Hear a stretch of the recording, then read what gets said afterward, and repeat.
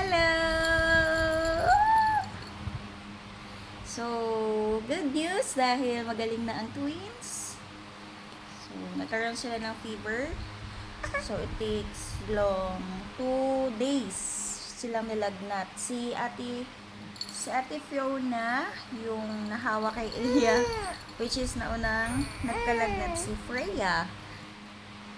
Pinaka mataas na lagnat na body temp ni Iya is 38.6.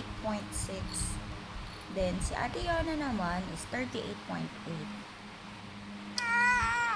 So, sabi nila, lagnat laki daw yun. Pero nung nagpa-check up kami sa pedya namin, sabi daw is viral infection. So, yun nakita kasi nagpa-laboratory testing kami.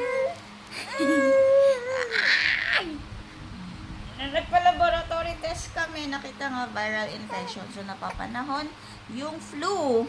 Ay! Sa wakas, ay hindi naman nagtagal yung kanilang lagnat at gumaling naman din agad sa tulong ng yakap ni Mommy.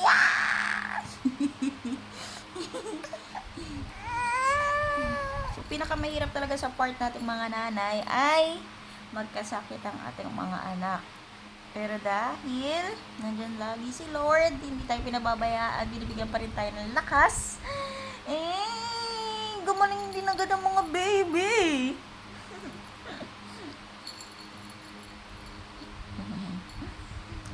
So, ayun, kasi nag-worry ako noon dahil na may mga kagat na silang lamok, baka ako dengue. Pero sabi nga sa amin ng pedya, sa ganito daw na edad, which is 8 months old, hindi daw sila prone sa mga dengue. Ang prone lang sa kanila is, which is UTI.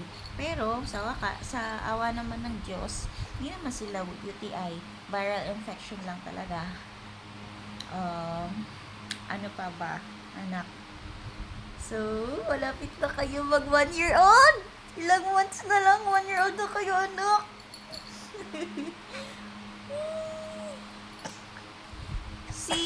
Si Aya, nung sobrang lagnat niya, yung tumaas ng 38.6, nakapagsalita siya, sabi niya, mama.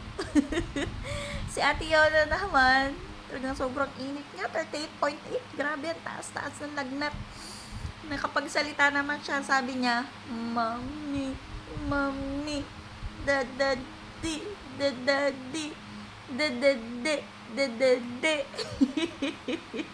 Ganon ang mga baby. Sige na, say bye-bye na. Bye-bye! Bye-bye!